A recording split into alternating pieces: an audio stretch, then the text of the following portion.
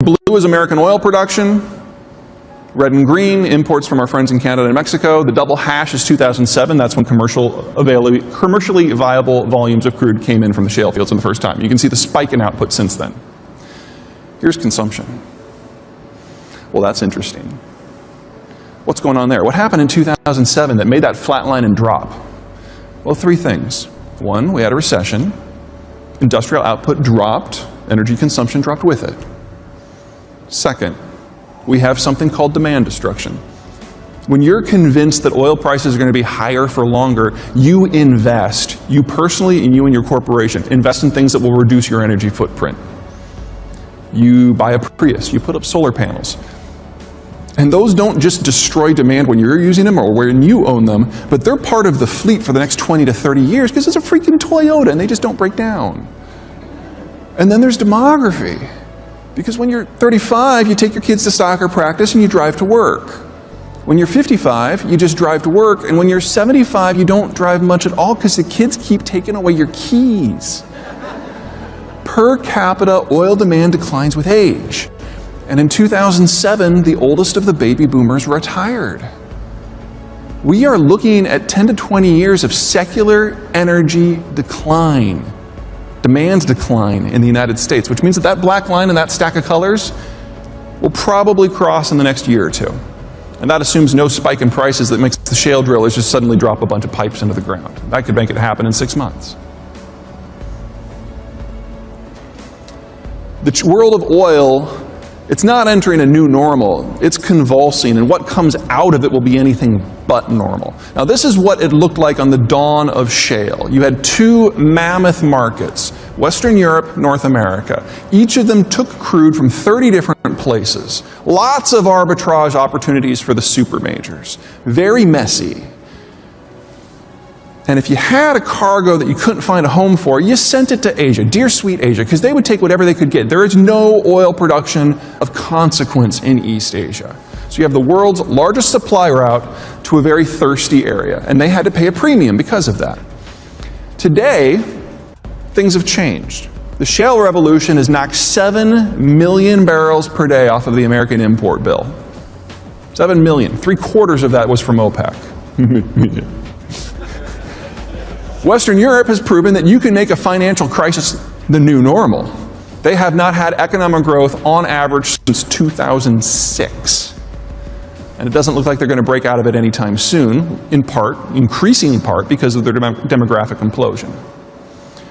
Which meant that if you wanted to sell your crude anywhere, you had to get it to an Asian country. Instead of them taking the scraps, they were the only game in town. So the Asian premium turned into an Asian discount. That's one of the reasons why the Chinese build-out in plastics has been so successful of late. They're paying less for the crude. But here's where we're going. You remove the American security guarantee. You change the global demographic. And you get a sharp break in the market and a breakdown in the ability to export crude from large portions of the world. Now, oil has a derivative called naphtha, which fuels the plastics industry. We are looking at a global oil and global naphtha shortage of a scale we have not seen since 1942. But not everywhere. Because in the United States, the supply is local. And it's even worse than that, because shale crude is very light, very sweet. That's the exact crude you want if you want a high naphtha cut. So while the rest of the world is starving for naphtha, North America will be swimming in it. Here's how it's going to break down. First of all, let's talk about the Russians. Now that red splotch, that is majority Russian populations. The Russians have a series of severe physical geography barriers on the western edge of that red zone, the tallest of which is about the same height as a Kansas interstate on-ramp. It's just flat open. You can walk across it. Ask any German. They love to march through this area. Now, the way the Russians look at this, they see 3,500 miles of open terrain. And what they want to do is they want to forward position their troops in these gaps between these seas and between these mountains. And if they can achieve that, the amount of vulnerable territory shrinks from 3,500 miles to 600 miles. And they can do that with an army half the size that they have now. So Ukraine is just step one, and the Russians do not see this as an offensive war. They see it as a defensive war. That's a problem if you use Russian crude, because here is the Russian oil export network, almost all of which goes through the conflict zones and through the areas that the Russians want to pre-position. So you're looking at 5 to 6 million barrels per day of crude oil export capacity that at a minimum is at a degree of severe risk. If you're using Russian crude to make your naphtha, game over. Middle East. Now there's any number of ways that I could talk about the Middle East, especially how the Saudis and the Iranians are now at each other's throats. There's political differences, demographic differences, religious differences, ethnic differences, and now because of shale, economic differences. They're both trying to export exactly the same crude along exactly the same route to exactly the same end customer, because North America is no longer in the game. But really, just think of it as like the UT Texas A&M rivalry, just with more guns. And like all of the world's great rivalries, eventually fans end up in the wrong bar. This is Khuzestan, aka Kyle Field. This is home to 3 million ethnic Arabs in Persian Iran. The Saudi intelligence services are working to foment a rebellion in this area, specifically to throw the Iranians off their game. Why there? Well, those Arabs live on top of 80% of Iran's oil production capacity. Down here at the UT Tower, aka the Gwar Superfield, you have 2.5 million religious Shia living in Sunni Saudi Arabia. And the Iranian intelligence services are trying to do the same thing down here that the Saudis are doing in Khuzestan. Just those two areas, that's 11 million barrels per day of oil production capacity. And that assumes nobody gets caught in the crossfire. There are already 5 hot wars going on in the Middle East with these two backing opposite sides. Syria, by the way, is what it looks like when the Saudis are winning. 20 million barrels per day is at threat in the Persian Gulf. Not to be outdone, let's look at East Asia. Now the red bars are oil import volumes, all the way on the right. The green bars are oil export volumes, all the way on the left. Convenient 7,000 miles apart. What happens when there are shortages of Russian crude, Iranian crude, or Saudi crude, and Saudi crude? Northeast Asia is at the very end of the global supply chain, and any shortages felt anywhere in the world are borne in their near entirety by Northeast Asia, because everyone else can take what they want along the way. So if you are Japanese or Korean or Taiwanese or Chinese, your only solution is to take your navy, sail it to the Persian Gulf, pick sides in a Middle Eastern knife fight, and then physically escort the crude home. Because there's not going to be enough for everybody.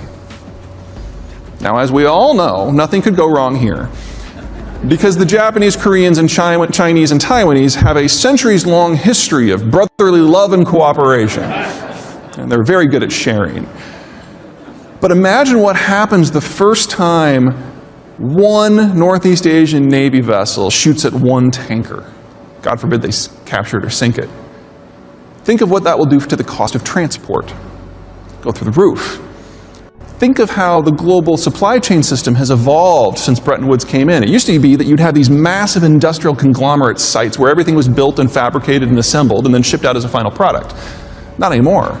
Now every single piece of that process has been stripped out and outsourced to whatever facility in whatever country can do it most effectively. It's not so much that the tires are from one facility and the engine blocks from another. It's like the ball bearings are from one place and the spark plugs are from another. Thousands of pieces from most industrial inputs. You raise the cost of transport by 10%, God forbid you triple it, half of those suddenly are no longer viable. We're on the edge of being in a world where input and production and demand don't just need to be physically guarded, they need to be co-located.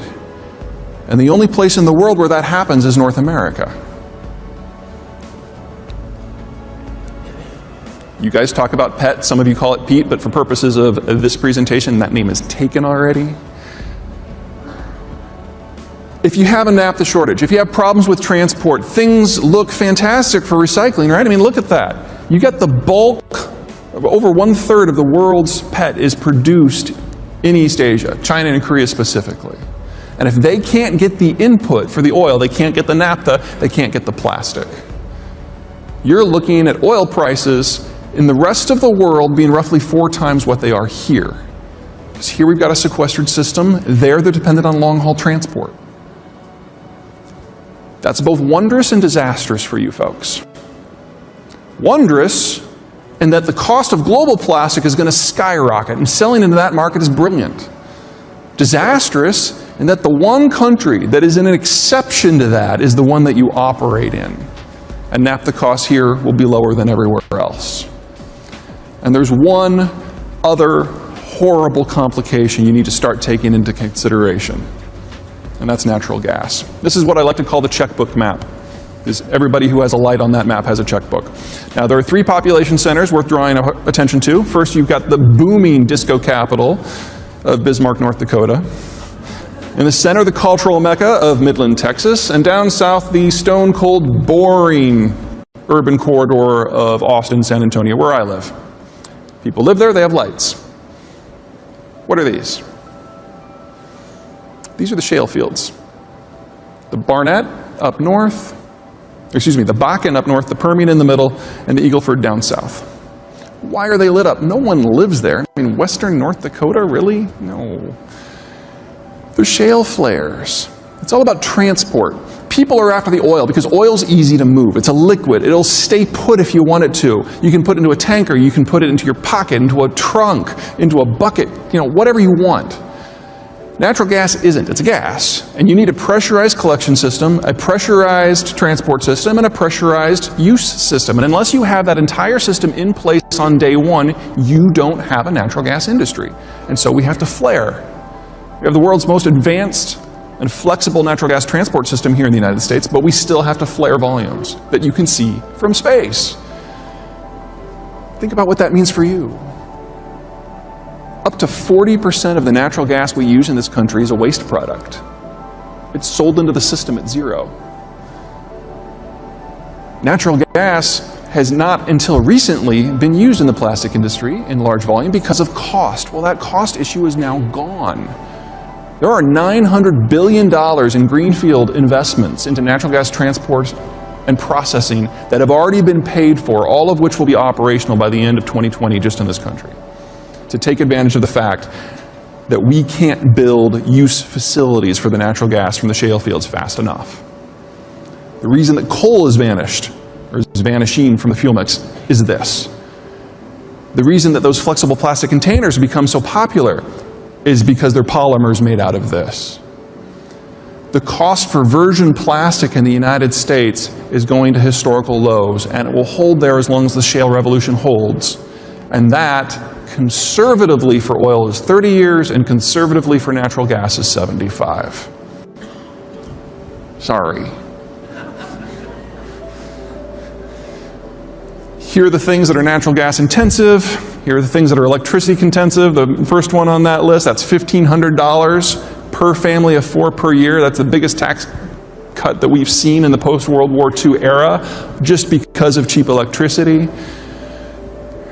And here are the ones that you guys care about, almost at the tops of the list. These are industries where we were seeing massive build-out in productive capacity, and that is your primary competitor, not China. Forget China. It's right here at home. Yeah, that made the room quiet. Okay, the story with wood pulp is a little bit different. Now, you've got 3 primary producing zones for wood pulp. North America, nothing's really changing there. It might be a slow drop-off just simply because of labor costs. Then you've got South America, where Brazil is far and away #1, and Southeast Asia, which is the big up-and-comer. Here's the problem. While Europe is going to destabilize, and East Asia is going to destabilize, and the Middle East is going to destabilize, these are really the only 3 parts of the planet that aren't. So the virgin inputs don't see much of a change in their cost structure, particularly in the Western Hemisphere, where you don't have to worry about tanker wars. That's a mixed bag, because they're also going to be stable growing markets. First and most importantly, in my opinion, is Southeast Asia. Now the green on this map are tropical zones. The lighter green is where you are lucky enough to get a dry season. Now, unlike the United States, where our background is in row crop agriculture and where you can invest in production to get a combine and move up the technical value-added chain, you can't do that in tropical agriculture. In a word, tropical agriculture sucks. Because each pineapple has to be planted by hand. Each pineapple has to be harvested by hand and then moved in a box one at a time. That's pretty much standard for all tropical output. So, if you work in tropical agriculture, and you know there's no upward mobility, and you know there's no room to increase your personal income, everybody comes to the same conclusion: get the hell out. And so Southeast Asia has the densest urban footprint in the world, more than China. Over half their population now lives in their major cities. And because they're separated by tropics and mountains and islands, Southeast Asia has no history of military conflict like Northeast Asia or Northern Europe. This is an area where you can have local supply chains and local security and local growth without having to worry about any of the heartburn. This means that there's going to be more wood pulp coming from this area, but it also means that this is probably the fastest growing demographic for plastics and paper consumption. So, mixed bag. And they're young. Half of them are under 30. So this is a market with legs for at least the next 30 years. South America, bit of a mess. Lots of tropics again. The red is mountains. The only countries in South America that actually physically get at each other are Argentina and Brazil. And I'll tell you right now, I don't expect either of them to be going to war with the other one in at least the next 15 years. After that, we'll talk. Brazil is now entering what is probably going to be a 2-decade depression because of local factors. That's a whole different presentation. But these are countries that have no transport insecurity, they have no concerns about external stability, and their internal stability issues are all manageable and containable. So the market we've seen grow there in the last 15 years, it's probably going to slow in its rate of growth because the boomers are pulling back their money, but it's not going to stop. It's not going to overturn like some places in Europe or Asia. You also have demographics that are pretty favorable. The Technicolor Dreamcoat down there in the bottom right, that's the Central Americans put together. We have a free trade agreement with all of them because of CAFTA. These are some of the world's best demographies. Now, Brazil is aging very quickly, and it will be older than the average Brazilian will be older than the average American by 2040, but that's a problem for 25 years from now. Between now and then, plenty of markets to be had. The bigger problem, of course, is that Brazil produces 20% of the world's wood pulp. There's no reason to expect that to go away because that's a dollar-denominated commodity in a country in depression, has very low capital costs for production. If anything, they're going to be doubling down on that specific industry. It's like wood pulp is weird. It's the only commodity I follow that